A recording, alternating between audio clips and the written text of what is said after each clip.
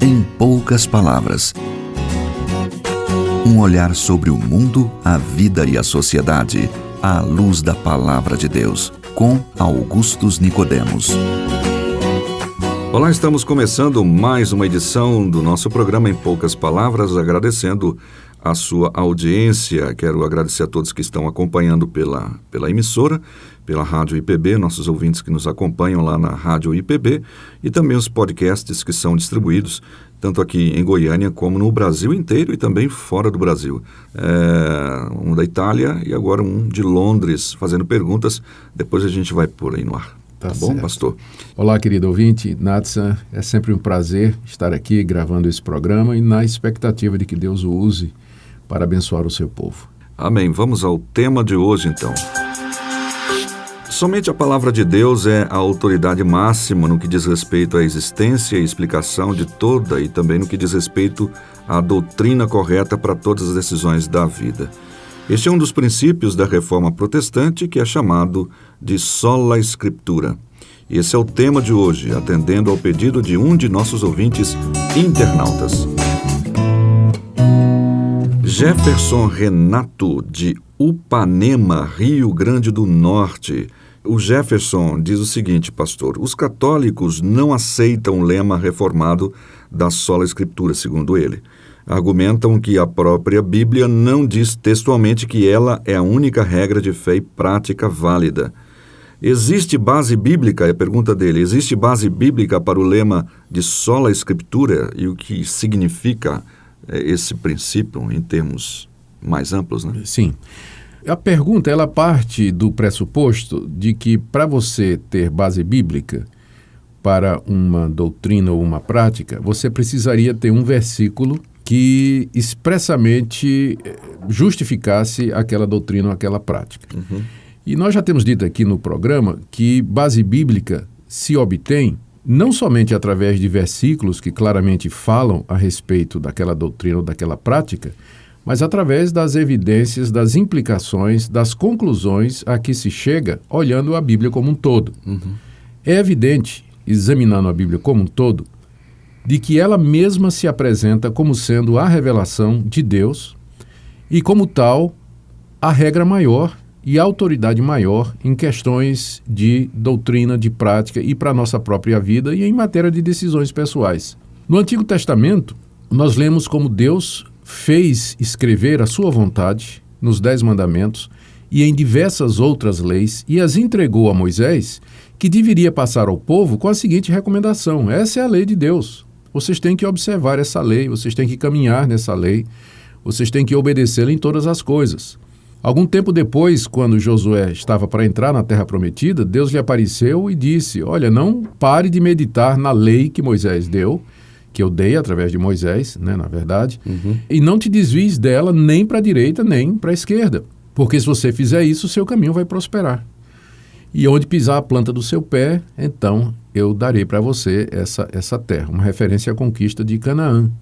Nós vamos encontrar a mesma coisa no livro dos Juízes. Sim. Os juízes que andavam na palavra de Deus e seguiam a lei de Deus, eles traziam a nação a uma reforma espiritual que era seguida por um período de bênção e de prosperidade. Mesma forma na monarquia. Um dia foi encontrado no Templo de Salomão, entre as ruínas, o rolo da lei. Uhum. E a leitura do que estava escrito na palavra de Deus trouxe um reavivamento espiritual àquele povo. No livro dos Salmos, só para citar o Salmo 119, Sim. É um salmo que fala a respeito da lei de Deus. O tempo todo Davi fica dizendo como amo a tua lei, a tua palavra é luz para os meus caminhos, em guardando a tua palavra, então fiz prosperar os meus passos. Como é que o jovem pode guardar puro o seu caminho, né? Observando segundo a tua palavra, escondi a tua palavra no meu coração para não pecar contra ti. Lâmpada para os meus Lâmpada pés. para os meus pés e a tua palavra, luz para os meus caminhos. Os profetas de Israel fizeram a mesma coisa. O tempo todo eles estão dizendo para o povo: vocês têm que voltar para a palavra de Deus, vocês têm que obedecer a Deus, vocês estão se desviando, quebrando os estatutos, os mandamentos de Deus. Ora, então, não há dúvida que já no Antigo Testamento, a palavra de Deus revelada, escrita, publicada e anunciada, era a regra para que o povo de Deus vivesse. Não tinha outra fonte de autoridade, era a autoridade máxima, era isso que dava força aos profetas, aos reformadores do Antigo Testamento, todos eles clamavam por um retorno à palavra de Deus. Quando Jesus veio ao nosso mundo, anunciando o Evangelho, ele fez exatamente a mesma coisa.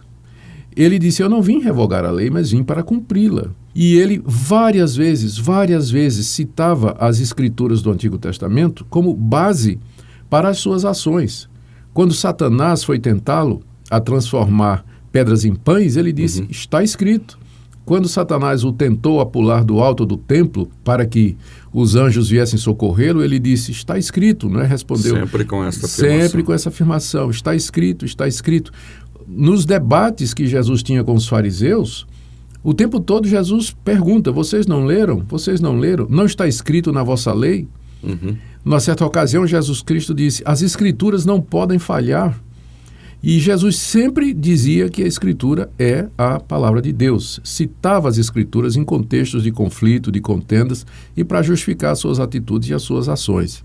Os apóstolos de Jesus Cristo se basearam também na palavra de Deus revelada aos profetas, a Moisés e através de Jesus.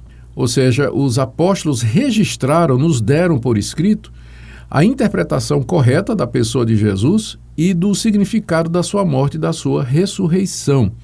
E nos escritos dos apóstolos você já encontra o conceito de que eles estão falando a palavra de Deus. Eles colocam a sua palavra como sendo autoritativa para ser obedecida. No final da carta aos Coríntios, o apóstolo Paulo diz, se vocês se consideram espirituais ou profetas, reconheçam que o que eu estou escrevendo é mandamento do Senhor. E lá no início da carta aos Tessalonicenses, Paulo diz, vocês receberam minha palavra como palavra de Deus, e é isso que ela é mesmo. Pedro, se referindo às cartas de Paulo, diz que elas são inspiradas juntamente com as demais escrituras, as escrituras do Antigo Testamento. Então, eu não preciso... Escrevendo para o Timóteo, né, dizendo... Sim. Toda a escritura é inspirada por Deus, útil para ensino, correção. Ou seja, eu não preciso de um versículo dizendo a Bíblia é a autoridade maior na igreja, porque eu não preciso de um versículo porque eu tenho 66 livros dizendo isso. A Bíblia toda, ela se apresenta como palavra de Deus e os escritores bíblicos sempre se reportam aos escritos anteriores como base para os seus próprios escritos e para a sua autoridade. O último livro da Bíblia, que é o livro de Apocalipse, é construído em cima do livro de Daniel, do livro de Ezequiel e das palavras de Jesus Cristo e dos evangelhos. Então, a bronca que a Igreja Católica tem com essa doutrina de que a autoridade máxima na Igreja é a Bíblia, a bronca que eles têm é porque isso tira a autoridade do Papa, tira a autoridade dos concílios, do magistério católico, e esse foi o ponto da Reforma Protestante. O que aconteceu quando, durante a Idade Média, se deixou de observar que a Bíblia é a única regra de fé e prática? Então surge um Papa infalível, falando ex-cátedra, fazendo dogmas, trazendo dogmas, o magistério católico elaborando tradições, e o resultado é que a igreja foi inundada por tradições e práticas humanas e que não tem respaldo bíblico nenhum. Purgatório, veneração de Maria, veneração dos santos, mediação dos santos, o conceito de missa e tantos outros conceitos que são contrários à palavra de Deus. Na Reforma Protestante, extra-bíblica. Na Reforma Protestante, os reformadores insistiram na sola Escritura, somente a Escritura, exatamente por isso, para que não se abrisse a porta para a introdução de conceitos humanos, práticas humanas equivocadas na igreja. Então, respondendo à pergunta se há base bíblica para o sola Escritura, a resposta é evidente que há. A Bíblia toda, de Gênesis a Apocalipse, se apresenta como sendo a revelação de Deus para nós, palavra autoritativa, e que deve prevalecer. E que está acima do pronunciamento de concílios, do pronunciamento de teólogos, do pronunciamento de quaisquer igrejas, da imaginação humana, das descobertas da ciência. Para nós, a palavra de Deus é a palavra final, verdadeira e definitiva, pela qual nós devemos viver ou morrer. Uma vez que a gente abre mão deste princípio, uma pessoa, a igreja, abre mão desse princípio de sola Escritura, ela abre mão da própria existência dela, da base de sustentação dela, porque aí é subjetivo, não? Nem só de pão viverá o homem, mas de toda a palavra que procede da boca de Deus. A Bíblia é, de fato, a palavra que nos alimenta, é ela que traz os fundamentos e sobre ele é que nós construímos a nossa vida, a nossa família, nossa caminhada aqui nesse mundo. Com relação a uma outra questão, quando nós dizemos aí a Bíblia é a única regra de fé e prática, isso não está resumido especificamente para a igreja, mas é para a humanidade como um todo? Ou somente para a igreja? Isso é uma boa pergunta. Eu diria que todo homem está debaixo da lei, Natsan. Embora não conheça em detalhes, como nós conhecemos por causa da revelação escrita, mas de acordo com Romanos capítulo 1 e capítulo 2, a lei de Deus está exposta na natureza e gravada na consciência de cada pessoa, mesmo do pagão mais distante das civilizações e da cultura cristã. A lei tem domínio sobre o homem toda a sua vida. Agora, é claro, no dia do juízo, Deus julgará cada pessoa de acordo com o nível de conhecimento que essa pessoa tinha da lei de Deus. Ou seja, Deus não vai cobrar de um pagão que nunca ouviu o Evangelho a aceitação de Cristo, mas vai cobrar dele a consciência do certo e do errado, porque isso está gravado no coração de cada um. Exatamente. Por causa dessa imagem, ainda que obscurecida, de Deus. Né? Isso. Tá bom, olha aí, Jefferson Renato, lá de Upanema, Rio Grande do Norte, essa foi a resposta à sua pergunta e também nós tivemos aí a oportunidade de nos aprofundar um pouco mais nesse tema tão importante que é a Palavra de Deus. A gente volta dentro de mais alguns instantes. São os seus ensinos, luz pro meu caminho, nela seguro estarei.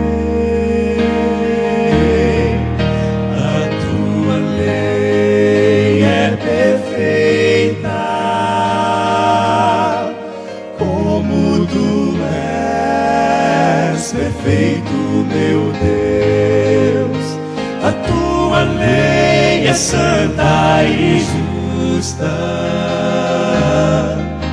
pois santo e justo tu és, é a mais bela expressão do teu coração, é teu próprio caráter, Senhor.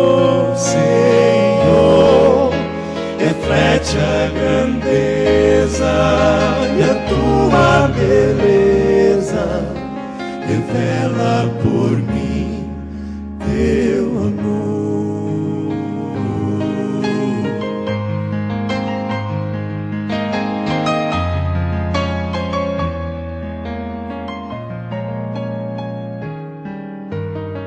Oh, quanto amo a tua lei, nela vida e paz achei, Senhor.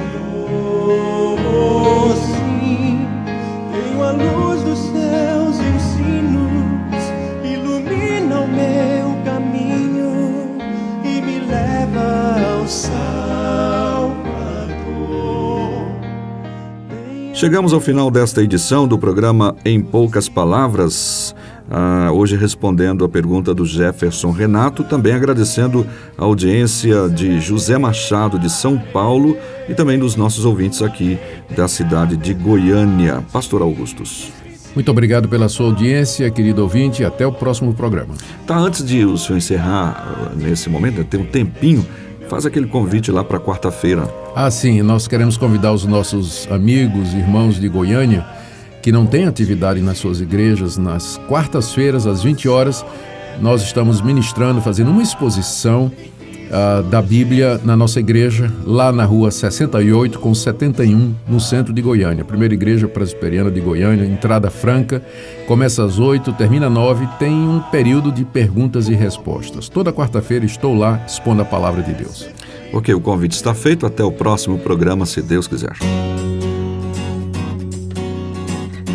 Em poucas palavras, um olhar sobre o mundo, a vida e a sociedade, à luz da Palavra de Deus. Apresentação Natsan Matias. Comentário Augustus Nicodemos. Um programa da Primeira Igreja Presbiteriana de Goiânia, Rua 68, esquina com 71, Centro. Visite o nosso site www.pipg.org.